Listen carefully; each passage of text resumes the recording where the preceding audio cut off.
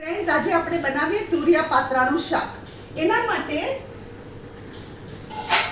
મેં અહીંયા અડધો કિલો તુરિયા સુધારી એમાં તેલ 3 ટેબલસ્પૂન તેલ અને અડધો વાડકો પાણીમાં ચડાવી દીધા છે. બીજી સામગ્રી જોશે 5 કિલો પાત્રા જે હું બહારથી જ લઈ આવી છું.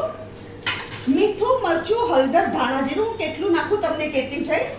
અને મેઇન ઇન્ગ્રેડિયન્ટ છે આમલીની ચટણી. That is the main ingredient. આમાં આમલીની ચટણી ખાસ જોશે. હવે આપણે મીઠું તો મેં નાખી ચૂકી છું. હળદર હું નાખું છું હાફ ટીસ્પૂન. ધાણા જીરું હું નાખું છું 1 ટીસ્પૂન ભરીને. મારી નાની ચમચી છે 1 ટીસ્પૂન ભરીને.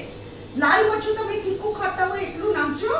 મેં નાખ્યું છે 1/2 ટીસ્પૂન લાલ મરચું. અને આમલીની ચટણી આપણે જોઈએ કેટલી જોશે. આમલીની ચટણી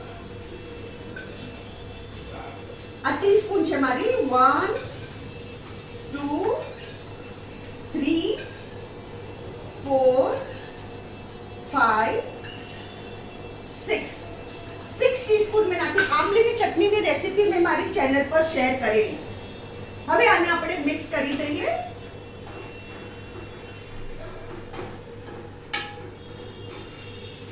અને આમાં હવે આપણે નાખીએ પાત્રા.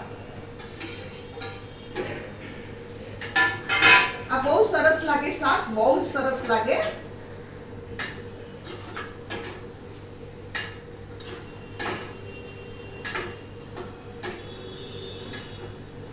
આ થઈ ગયું આપણું શાક.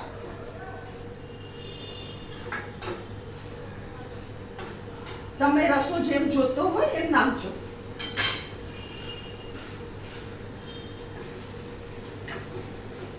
Tasty, very tasty.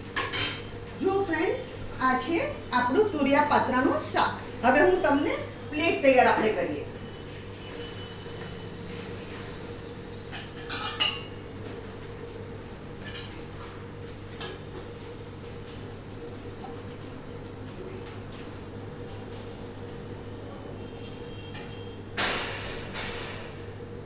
મારી કઢીની રેસીપી મેં મારી ચેનલ પર શેર કરી છે.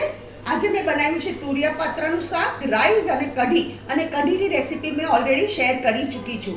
અગર તમને મારું આ રેસીપી પસંદ આવે તો મારી કમેન્ટમાં જરૂર લખો અને તમે બી બનાવો અને એન્જોય કરો.